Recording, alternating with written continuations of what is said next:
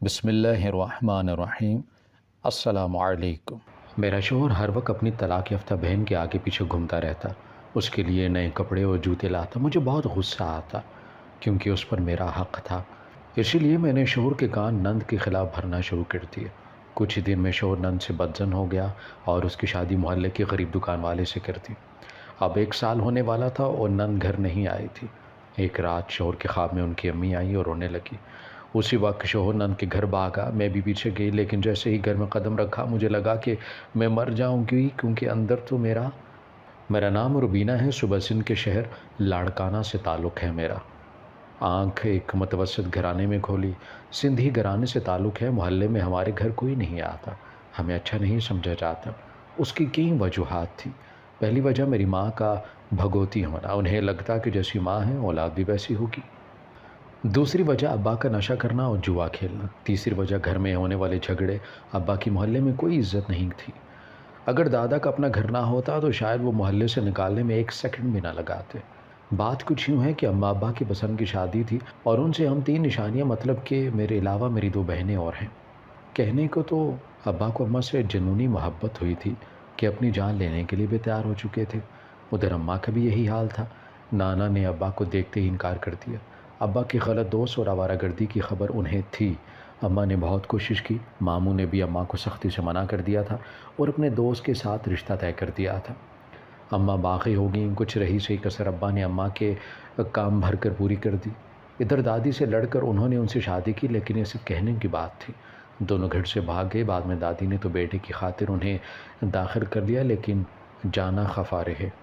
دادی اس رشتے سے سخت خلاف تھی، وہ اپنی بھانجی لانا چاہتی تھی۔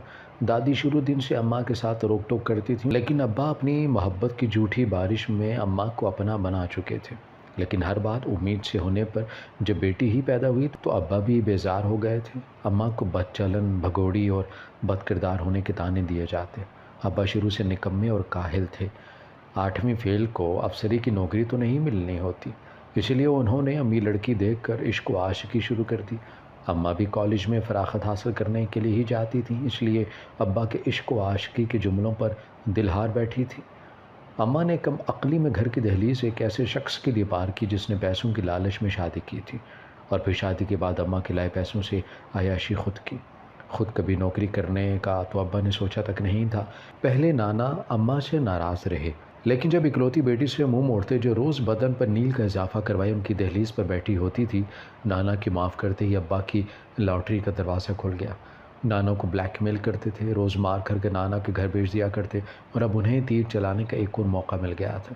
بیٹیوں کو تانا دیتے تھے، کبھی کبھی ہم پر بھی ہاتھ اٹھاتے کہ جاؤ نانا سے پیسے مانگ کر لے کر آؤ۔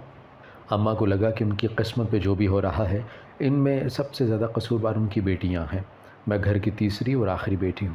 میرے آنے کے بعد ڈاکٹر نے خبر سنا دی کہ اب مزید کوئی اولاد نہیں ہوگی۔ ناقص خوراک اور اپنا خیال نہ رکھنے کی وجہ سے میری باری میں پیچیدگیاں بڑھ گئی تھیں۔ ابا نے تو دیکھنے تک کی زحمت نہ کی۔ نام بھی ماموں نے میری پیدائش کے 3 ماہ بعد رکھا تھا۔ اماں نے بھی منہ موڑ لیا تھا۔ اسی وجہ سے میں نے سب سے زیادہ نفرت سہی ہے۔ بیٹیوں کی وجہ سے ہر روز گھر میں نئی جنگ چھڑ جایا کرتی۔ دادی ابا سمیت اماں کو بھی بیٹیاں بوجھ ہی لگا کرتی تھی۔ کتنی عجیب بات ہے نا کہ لوگ بیٹیوں کو پسند نہیں کرتے۔ وہ ہمیشہ اللہ سے اولاد نرینہ کی دعا تو مانگتے ہیں، حالانکہ اللہ سے دعا تو یہ کرنی چاہیے کہ اللہ جو بھی دے اولاد دے، نیک اور فرما بردار دے۔ میں نے بہت سے ایسے ماں باپ کو بھی بڑھاپے میں رلتے ہوئے دیکھا ہے جن کے 4 بیٹے تھے۔ بیٹیاں نہ صرف گھر کے کام کاج میں ماں کا ہاتھ بٹاتی ہیں، بلکہ اس سے بھی بڑھ کر یہ کہ ماں کو بیٹی کے روپ میں ایک سہیلی مل جاتی ہے جس سے وہ اپنے دل کی ہر بات کر لیتی ہیں۔ اماں مالدار خاندان سے تھیں، یہی وجہ تھی کہ کبھی بات طلاق تک نہیں پہنچی۔ ہاتھ اٹھاتے، مار پیٹ کرتے اور گالیاں دیتے، لیکن طلاق کے 3 لفظ کہہ کر فارغ نہیں کیا۔ ماموں ہر ماہ ایک خاصی تگڑی رقم ابا کی جیب پر ڈال دیتے، اور ابا شروع ہی سے لالچی طبیعت کے تھے، جس کی وجہ سے پیسے ملتے ہی پھر چپ ہو جایا کرتے۔ اماں کو ہر وقت یہی غم رہتا کہ ان کا کوئی بیٹا نہیں۔ وہ ہمیں منحوس، کالق قسمت والی اور مختلف ناموں سے بلاتی تھی۔ بڑی بہن جسے میں آپ ہی کہتی، اس نے ہی مجھے پالا ہے۔ آپ ہی نے صرف مجھے دودھ نہیں پلایا، باقی مجھے پالنے پوسنے والے سبھی کام کیے ہیں۔ گھر کے جھمیلوں اور ابا کی بے اعتنائی پر میری ماں کی توجہ نوزائیدہ کی طرف ہو گئی، اور میں آپ ہی کی نگہداشت میں رہی۔ وہ میری ماں بھی ہے اور دوست بھی ہے۔ انہوں نے کبھی بھی مجھے نہیں مارا، نہ ہی ڈانٹا، ہمیشہ پیار سے سمجھایا۔ میں اپنی ہر بات آپ ہی سے کر لیا کرتی تھی۔ اماں کا سارا غصہ ان کا ہم پر ہی نکلتا تھا اور یہی سے ہی کسر ابا پوری کر دیتے تھے۔ اور جب ان کی مار کھا کر ہڈیاں بچ جاتی تو دادی مار کر اپنے کلیجے کو ٹھنڈا کر لیتی۔ انہوں نے بہت کوشش کی کہ کسی طرح ابا دوسری شادی کر لیں، لیکن ماموں نے کہا اگر وہ دوسری شادی کریں گے تو ماموں ان کا خرچہ بند کر دیں گے۔ ابو نے کہا کہ انہیں دوسری شادی نہیں کرنی کیونکہ ان کی عیاشی بند ہو جانی تھی۔ ابا کی بری صحبت کی وجہ سے ابا نے جوا کھیلنا، شراب پینا بھی شروع کر دیا تھا۔ اماں تو کبھی اپنی فراڈ محبت کا تو کبھی بیٹا نہ ہونے کا غم مناتی رہتی، خود تک کا ہوش نہیں تھا۔ ماموں ہی ہم تینوں کی پریشانی میں مبتلا رہتے تھے۔ انہیں ڈر تھا کہ میرا باپ کہیں ہمیں بیچ نہ دے، ان کی بہن کسی دن زہر ہی نہ پی لے۔ اکثر ابا اپنے دوست گھر لے آتے جو آپ ہی کو اور مجھے گندی نظروں سے دیکھتے تھے۔ میں اور آپا خود کو کمرے میں بند کر لیتے تھے۔ ماموں نے ہمارا داخلہ شہر کے اچھے اسکول میں کروایا، ہماری پڑھائی کا سارا خرچہ وہی اٹھایا کرتے تھے۔ برے بھلے انداز میں پڑھائی جاری تھی۔ گھر کے حالات بھی اب ویسے ہی تھے۔ گھر کے حالات دیکھ کر ہم بہنوں نے کبھی کسی سے دوستی نہیں کی، کہیں اسکول میں ہمارا مذاق ہی نہ بن جائے۔ ہمارے اسکول کی پیرنٹس میٹنگ میں بھی ماموں ہی اٹینڈ کیا کرتے۔ جب ان سے ہمارے والدین کے متعلق پوچھا جاتا تو کوئی بھی جھوٹا بہانہ بنا دیا کرتے۔ اماں کو تو فکر نہ تھی ہم پڑھیں نہ پڑھیں، کھائیں یا نہ کھائیں۔ دادی کو البتہ ہمارے اچھے اسکول میں پڑھنے سے کافی جلن تھی۔ ماموں کی زیر نگرانی ہم نے یہ وقت بھی کاٹ لیا۔ میری بڑی دو بہنیں ماموں کے گھر ہی شادی کر کے چلی گئی۔ آپا کی شادی پر اتنا روئی تھی کہ 2 دن بخار رہا تھا۔ مجھے لگا کہ میری ماں مجھ سے دور کر لی گئی ہے کسی نے۔ مجھے افسوس ہے کہ ابا نے بیٹیوں کا بہانہ نہیں بنایا بلکہ ماموں سے پیسے لے کر بیچا تھا۔ ماموں ہمارے سر پر واحد سایہ تھے۔ دادی بھی ہمیں کوستی اب تھک کر بستر مرگ پر لگ چکی تھی۔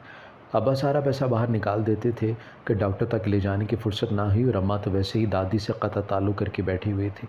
دادی کو اب اپنے غموں کا احساس ہو رہا تھا اور انہوں نے اپنے بیٹے کی طبیعت ٹھیک نہیں کی بلکہ برے کاموں کا بڑھاوا دیتی رہی۔ اب تو پانی سر سے گزر چکا تھا۔ خیر میں ماموں سے چند پیسے ادھار لے کر دادی کو ڈاکٹر کے پاس لے کر گئی اور دوائی لا کر دی۔ وہ سارے راہ سے ہاتھ جوڑ کر معافی مانگتی رہیں اور دعائیں دیتی رہیں۔ میں ان کا مکمل خیال رکھنے کی کوشش کرتی، ان کا الگ سے پرہیزی کھانا نکال کے رکھتی تھی، لیکن دوائی اب بے اثر ہو گئی تھی۔ کہتے ہیں نا کہ کوئی چیز تب تک فائدہ نہیں پہنچا سکتی جب تک اللہ نہ چاہے۔ سرکاری ہاسپٹل میں لے کر گئے لیکن دادی نے ایک دن وہیں پر دم توڑ دیا۔ ان کا کفن دفن بھی ماموں نے کروایا۔ اکثر ممانی باتیں سناتی تھی کہ ان کی بہن کی وجہ سے ہم اگنور ہو رہے ہیں، لیکن ماموں انہیں پیار سے منا لیتے تھے۔ میری بہنیں بھی ان کی خدمت کرتی جس کی وجہ سے وہ خاموش ہو جاتی۔ ان کا بڑا پن تھا جو انہوں نے میری بہنوں کو بہو کے روپ میں تسلیم کیا تھا اور کبھی بھاگی ہوئی ماں کا حوالہ دے کر کردار کشی نہیں کی تھی۔ میں نے پڑھائی مکمل کر کے ایک نجی ادارے میں ملازمت اختیار کر لی تھی۔ میں اپنی تنخواہ کے کچھ پیسے ابا کے ہاتھ میں رکھ دیتی، وہ خوش ہو جاتے اور نوکری پر اعتراض نہیں کرتے۔ میں مزید ماموں پہ بوجھ نہیں بننا چاہتی تھی، اس لیے میں نے اپنے خرچے خود اٹھانا شروع کر دیے۔ ماموں ایک روز آئے اور اماں سے کہا کہ ان کے محلے میں ایک بن ماں باپ کے بچہ رہتا ہے، خاصا سمجھدار اور نیک ہے، انہیں میرے حوالے سے وہ پسند ہے۔ اماں نے اعتراض نہیں کیا۔ عمر کے اس حصے میں آ کر ان کی زبان تھوڑی کم ہی چلتی تھی۔ ابا نے خوب شور شرابہ کیا، میرے ذریعے انہیں خاصی رقم مل رہی۔ میری شادی ہو جاتی تو میری جاب کے پیسوں سے بھی ہاتھ دھونا پڑتا، لیکن خیر ماموں نے انہیں منا کر رشتے والے کو گھر بلا لیا۔ لڑکے کی بہن کو میں پسند آ گئی تھی۔ لڑکا نوکری کرتا تھا، خود کماتا تھا اور خود کھاتا تھا۔ ماموں کی رضامندی کے پیش نظر میں نے ہاں کر دی۔ ماموں نے ہی میری شادی کے انتظامات سنبھالے۔ میری شادی کے شروع کے دن بہت حسین گزرے۔ میرا شوہر میرا بہت خیال رکھتے، اپنے پسند کی شاپنگ کرواتے اور چھٹی پر سیر کروانے بھی لے جایا کرتے۔ ماموں بھی مطمئن ہو گئے۔ اماں کی طبیعت خرابی کی خبر ملی تو ماموں کے کہنے پر میں ان سے ملنے چلی گئی اور دوائی وغیرہ دلا کر گھر واپس آ گئی۔ شوہر کے کام کرنا، ان کی ضروریات کا خیال رکھنا میرا فرض تھا، جو میں خوش اسلوبی سے پورا کرتی تھی۔ مجھے یقین نہ آتا کہ میری قسمت اتنی اچھی ہو سکتی ہے۔ کچھ عرصے بعد ماموں اور ممانی کا روڈ ایکسیڈنٹ میں انتقال ہو گیا۔ ہم بہنوں کو ایسا لگا کہ ہمارے سر سے کسی نے سائبان چھین لیا ہے۔ اتنی روئی میں کہ مجھے لگا کہ میں یتیم ہو گئی ہوں۔ میرے شوہر نے میرا پورا خیال رکھا۔ وہ مجھے کچھ دن باہر لے گئے۔ جب ہم واپس آئے تو ایک اور بری خبر ہماری منتظر تھی۔ بڑی بہن اور اکلوتی نند کو طلاق ہو گئی تھی۔ میں نے ان کا بھرپور ساتھ دیا، گھر میں جگہ دی، انہیں روایتی نندوں کی طرح کوئی تانے نہیں دیے تھے۔ آپ ہی سے بات شیئر کی تو انہوں نے بھی یہی مشورہ دیا کہ نند کا اس مشکل گھڑی میں خیال رکھو، لیکن آہستہ آہستہ میری نند کا رویہ بدلنے لگا۔ وہ مجھے عجیب طریقے سے گھور کر دیکھتی رہتی، میرے سے سارا دن کوئی نہ بات کرتی اور میرے شوہر کے آتے اس کا رویہ بدل جاتا۔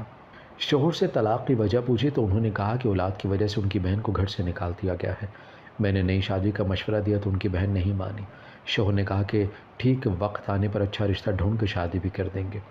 وہ میرے شوہر پر حق جتاتی کہ وہ صرف ان کا بھائی ہے اور ان کے پیسوں پر صرف اسی کا حق ہے۔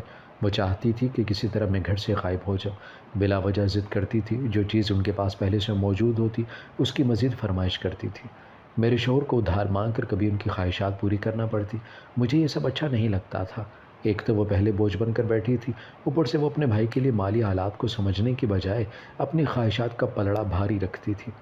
اماں ابا سے کیا ہی شکایت کرتی، انہوں نے تو پلٹ کے شادی کے بعد خبر تک نہ لی۔ بہن سے بھی زیادہ بات نہ کرتی، وہ بیچاری اپنے سسرال میں میری پریشانی لے کر بیٹھی رہتی۔ میری طرف سے میرے شوہر کی توجہ ہٹ گئی تھی۔ میرا شوہر ہر وقت اپنی طلاق یافتہ بہن کے آگے پیچھے گھومتا رہتا تھا۔ بھائی کے جمیلوں سے اسے فرصت نہیں ملتی۔ وہ چاہتا تھا کہ اس کی بہن خوش رہے اور اپنی زندگی کے اس مشکل مرحلے کو بھول جائے، لیکن اس کا حل یہ تو نہیں تھا کہ خود روڈ پر آ جاؤ اور چیزیں دلاتے رہو۔ وہ میرے ساتھ وقت گزار سکتی تھی، اپنے بھائی کے ساتھ وقت گزاری، یا پھر وہ کوئی جاب کرتی۔ عدت کے دوران وہ کالا لباس بھی پہنے رکھتے، نئے کپڑے منگوا کر الماری میں رکھ دیا کرتی تھی۔ اس کے لیے نئے کپڑے جوتے لاتا، مجھے بہت غصہ آتا تھا کیونکہ اس پر میرا حق تھا۔ مجھے لگا کہ ایک دن وہ مجھے گھر سے باہر نکلوا دے گی۔ میں اتنی بے وقوف نہ تھی کہ تماشا دیکھتی رہتی۔ مجھے پتا تھا کہ وہ مجھ سے ضد کرنے لگی ہے، اس لیے میں نے موقع دے کر آپ ہی سے مشورہ کیا۔ انہوں نے کہا کہ شوہر سے بنا کر رکھو اور شوہر جو کہتا ہے وہ کرو، اور آہستہ آہستہ اپنا مدعا شوہر کے سامنے رکھو کہ بات بگڑے بھی نہیں اور کام بھی ہو جائے۔ مجھے ان کا مشورہ ٹھیک ہی لگا تھا۔ میں اماں کی طرح رو رو کر مفلسی کی زندگی نہیں گزارنا چاہتی تھی۔ شادی کے بعد ہی تو میں نے زندگی کے خوبصورت رنگ دیکھے تھے۔ جس طرح شوہر میری ہر ضرورت کا خیال رکھتا، جس حق میں چیزوں کا استعمال کرتی تھی، اتنی خوشی تو ماموں کی دلائی چیزوں پر بھی نہ ہوتی تھی۔ اسی لیے میں نے شوہر کے کان نند کے خلاف بھرنا شروع کر دی۔ مجھے زیادہ کوشش نہیں کرنی پڑی، میرا شوہر میری بات پر غور و فکر کرنے لگا تھا۔ کچھ دن میں شوہر نند سے بدزن ہو گیا اور اس کی شادی محلے کے غریب دکان والے سے کر دی۔ میری نند کو بہت غصہ آیا، اس کے اتنے رشتے آئے، لیکن میرے شوہر نے انہیں ایک غریب دکاندار کے پلے باندھ دیا تھا۔ وہ بہت خوبصورت تھی لیکن وہ بانجھ تھی، اسی وجہ سے ان کے پہلے شوہر نے انہیں گھر سے نکال دیا تھا اور دوسری شادی کر لی تھی۔ اپنی شادی پہ میں نند کے سسرال والوں سے ملی، دیکھنے میں کافی مہذب اور پڑھے لکھے معلوم ہو رہے تھے۔ میری نند کی ساس نے بہت اچھے سے بات کی، لیکن ہو سکتا ہے کہ وہ صرف ظاہری ایسا ہو۔ اب 1 سال ہونے والا تھا اور نند گھر نہیں آئی تھی۔ میں نے بھی شکر ادا کیا کہ بلا ٹلی۔ میرا شوہر اب پہلے جیسا ہو گیا تھا۔ میرے گھر ننا مہمان آنے والا تھا۔ شوہر کو میں یہی سمجھا بجھا دیتی کہ نن اپنے گھر خوش ہوگی، ہمیں دخل اندازی کرنے کا، ان کے گھر خراب کرنے کا حق نہیں ہے اور نہ ہی ہمیں ایسا کرنا چاہیے۔ ایک رات شوہر کے خواب میں ان کی امی آئی اور رونے لگی۔ رات اسی وقت شوہر نند کے گھر بھاگا، میں بھی پیچھے گئی، لیکن جیسے ہی گھر میں قدم رکھا مجھے لگا کہ میں مر جاؤں گی، کیونکہ اندر تو میری ہی ہم شکل گڑیا پڑی تھی، جس پر میری نند پڑھ کر کچھ پھونک رہی تھی اور دم کر رہی تھی۔ وہ گڑیا خود ہلنے لگتی اور بھی بہت ساری گڑیاں اس کمرے میں پڑی تھی۔ کالا چوغا پہن رکھا تھا، کمرے سے جلی ہوئی ہڈیوں کی بدبو آ رہی تھی۔ ان کا لباس کافی میلا کچیلا تھا، اس میں سوئیاں ڈالتی میرے جسم میں ہلچل مچی، وہ مجھ پر کالا جادو کر رہی تھی۔ میرے شوہر کے چہرے کا رنگ بھی فق ہو گیا، وہ وہیں سے مجھے لے کر واپس آ گئے۔ اندر جانے کی بجائے ہم باہر سے واپس گئے۔ میں نے ہاتھ ساتھ اپنے شوہر کو باتیں سنائی، مجھے اپنی فکر ہونے لگی، اللہ جانے وہ کون سا مجھ پہ جادو کر رہی تھی۔ مجھے خود سے زیادہ اپنے بچے کی فکر تھی، کہیں وہ میرے بچے کو کچھ کروانا تو نہیں چاہتی تھی، کہیں وہ اپنے بانجھ پن کا بدلہ میری گود اجاڑ کر تو نہیں لے گی۔ میرا شوہر کچھ دیر خاموش رہا، پھر بولنا شروع ہوا۔ میرے شوہر کے اماں ابا کے ہاں کوئی اولاد نہیں ہو رہی تھی، شادی کو 10 سال ہونے کو تھے۔ تب ان کے ابا نے دارالامان سے ایک بچی کو گود لیا اور اس کے گھر آتے کچھ ماہ بعد میری ساس کی گود میں ننھے شہزادے کی آمد کا پتہ چلا۔ وقت گزرتا گیا، کبھی ساس نے میرے شوہر یا نند میں فرق نہیں کیا، پھر ان دونوں کی موت ہوگی اور میرے شوہر نے اچھا گھر دیکھ کر آپا کی شادی کر دی۔ پہلے ان کے شوہر نے بتایا کہ ان کی نند جادو کرتی ہے، لیکن میرے شوہر نے یقین نہیں کیا، پھر اس کی وجہ بنا کر نند کی طلاق ہوگی۔ یہ حقیقت بھی مجھ پہ اب کھلی تھی۔ میں دم سادھے اپنے شوہر کی بات سن رہی تھی۔ پھر جب وہ گھر آئی تو انہوں نے ایک رات دیکھا کہ نند اپنے کمرے میں کالا لباس پہنے کچھ پڑھ رہی تھی۔ شوہر ڈر گئے اور کچھ ہی دن میں شادی کر کے رخصت کر دیا۔ کسی کو نہیں پتا تھا کہ نند نے کالا جادو کدھر سے سیکھا ہے۔ نند کے سابقہ شوہر کا کہنا ہے کہ انہوں نے اپنی دوست کی والدہ سے یہ کام سیکھا ہے۔ وہ ہر وقت گندی حالت میں رہا کرتی تھی، مہینوں بعد نہاتی تھی تاکہ جادو زیادہ اثر کا ہو، اور اپنے شوہر کو اپنے قریب نہ آنے دیتی۔ ان کے سابقہ شوہر نے بڑی مشکل سے توڑ نکالا تھا، تب جا کر ان کے گھر کے حالات بہتر ہوئے تھے۔ آج جب انہوں نے خواب میں دیکھا کہ ان کی امی رو رہی ہیں اور کہہ رہی ہیں اپنی بیوی کو اپنی بہن کے شر سے بچا لو، ہم دونوں اس وقت ڈرے ہوئے تھے۔ میری نند اصل میں ذہنی مریضہ تھی، وہ اکیلی سب کا پیار پانا چاہتی تھی، اسی وجہ سے انہیں میں کھٹکتی تھی۔ رات کو آیت الکرسی پڑھ کر ہم سب سو گئے۔ اگلے دن صبح ہوئی تو نماز پڑھ کر شوہر مجھے ایک شاہ صاحب کے پاس لے گیا۔ شاہ نے ایک کاغذ پر الٹی سیدھی لکیریں ڈال کر کہا کہ ایک لکیر ذرا گڑبڑ کر رہی ہے، اللہ نے چاہا تو یہ بھی اپنی جگہ پر بہت جلد آ جائے گی۔ اگلی جمعرات کو پھر آنا۔ شوہر نے میرے ہاتھ 500 روپیہ شاہ جی کو دلا دیا۔ اگلی جمعرات آئی تو شاہ کے 500 روپے ان کو دے دیا گئے، مگر ساس خوش نہ ہوئی، کیونکہ ان کے شاہ صاحب نے کہا کہ جس روح نے آنا ہے وہ ابھی ستاروں کی گردش میں بھٹک رہی ہے، آنے میں ذرا دیر لگے گی پر آ جائے گی۔ نند نے ہماری زندگی مشکل کر رکھی تھی، عجیب بے چینی سی، ساری رات وقفے سے کبھی آنکھ لگتی اور کبھی جاگ ہی رہتی۔ طبیعت ایسی تھی کہ میں نے کئی کلو کچی کلیجی بھی کھا لی تھی۔ کبھی ایسی بدبو آتی جیسے میں نے گوبر کھایا ہو۔ مکھیاں برملاتی رہتی ہیں مجھ پر، وہ بڑی مکھیاں جو گندگی پر بیٹھا کرتی ہیں میرے چہرے پر بیٹھتی تھی، میں اڑا بھی نہیں پاتی تھی۔ شاہ صاحب کی کسی عمل کا اثر نہیں ہو رہا تھا، مجھے اپنی سانسیں بند ہوتی معلوم ہو رہی تھی، بے ترتیب سانسیں، گرمی میں جیسے کوئی گلا دبا رہا ہوں، ڈر کے مارے ہی پسینے چھوٹ رہے تھے۔ ہمیں وہ شاہ صاحب فراڈ لگے، اس لیے اب کی بار ہم کافی پریشان ہو گئے۔ ایک دوست نے نوری بابا کا بتایا، نوری بابا کے پاس گئے۔ صبح سے ہی میرے جسم میں تکلیف ہو رہی تھی، جب میں آیت الکرسی پڑھتی تو کچھ دیر تکلیف کم ہو جاتی، جس کے بورڈ پر بڑے بڑے حروف میں لکھا تھا کہ اپنا مشکل سے مشکل کام بآسانی کروائیں، محبوب آپ کے دسترس میں، وغیرہ وغیرہ۔ اگر آپ کا کام نہ ہوا تو لاکھ روپے جرمانہ ادا کرنے کے لیے تیار ہیں۔ شوہر نے بائک آہستہ کی اور سائڈ پہ لگا دی اور کھڑی کر دی، ہینڈل کو لاک لگایا اور اتر کر کمرہ نما دکان میں چلے گئے۔ کمرے کے اندر ایک اور کمرہ تھا جہاں سے وہ دو عورتیں باہر نکل کر جا رہی تھی، شاید وہ بھی کسی غرض سے آئی ہوں گی۔ میں نے ایک نظر ان پر ڈالی اور پردہ اٹھا کر شوہر کے ساتھ اندر داخل ہو گیا۔ سامنے ایک عجیب سی داڑھی مونچھوں والا آدمی بیٹھا تھا۔ بابا کے پاس پہنچے تو انہوں نے ہمارا مسئلہ سنا۔ میرے شوہر نے بتایا کہ ان کی بہن کالا جادو کرتی ہے اور اس بار اس نے ہمارے گھر پر بچے پہ جادو کیا ہے۔ بابا کچھ دیر پڑھتے رہے اور انہوں نے ہمیں تعویذ دیا کہ کچھ دن فی الحال اس کو گلے میں پہنو اور باوضو رہو اور مزید عمل کریں گے۔ کالے جادو کا توڑ آسان نہیں ہوتا ہے۔ ہم ان کے کہے کے مطابق گھر آ گئے اور وہ تعویذ پہن لیا۔ کچھ دن بابا نے ہمیں بلا لیا، ہمارے سامنے وہ منتر پڑھنے لگے، عمل لمبا ہوتا گیا، جادو اس قدر سخت تھا کہ بابا کا چہرہ زرد ہو گیا۔ انہوں نے عمل نہیں روکا، 2 گھنٹوں بعد انہوں نے کچھ سوئیاں نکالی اور کالا دھاگا ہماری کلائیوں کے ساتھ باندھ دیا اور کہا کہ بے غم ہو جاؤ، ہم گھر آ گئے ہیں اور جلد سے جلد گھر شفٹ کرتے، دوسرے شہر شفٹ ہو گئے۔ کچھ عرصے بعد اللہ نے ہمیں بیٹے سے نوازا اور خبر ملی کہ کسی نیوز چینل نے پولیس کے ساتھ نند کے گھر پر چھاپا مارا اور نند کو پکڑ کر لے گئی تھی۔ وہ کالا جادو کرتی تھی، لوگوں کی زندگیاں اجاڑتی تھی، زندگیاں آگے بڑھنے لگی۔ ہم اپنی چھوٹی سی فیملی کے ساتھ خوش تھے۔ بیٹی کی پیدائش کے بعد میں اپنی بہنوں سے ملنے میں گئی، ابا کو بھی کچھ لوگوں نے مل کر مارا تھا، وہ بستر پر پڑ گئے تھے۔ دونوں ہمیں کہتے رہے کہ ہم سے مل جاؤ، ہمارے بچوں کو پیار کرتے، ساری عمر گزار کر اس عمر میں وہ سمجھ گئے تھے کہ بیٹیاں بوجھ نہیں ہوا کرتی، یہ بھی بیٹوں کی طرح اپنا دانا پانی لکھوا کر ہی آتی ہیں۔ ہماری ویڈیو اگر آپ کو پسند آئی ہے تو ضرور لائک کیجیے، اپنی رائے دینا چاہیں تو کمنٹس کیجیے، اچھی لگے تو شیئر کیجیے۔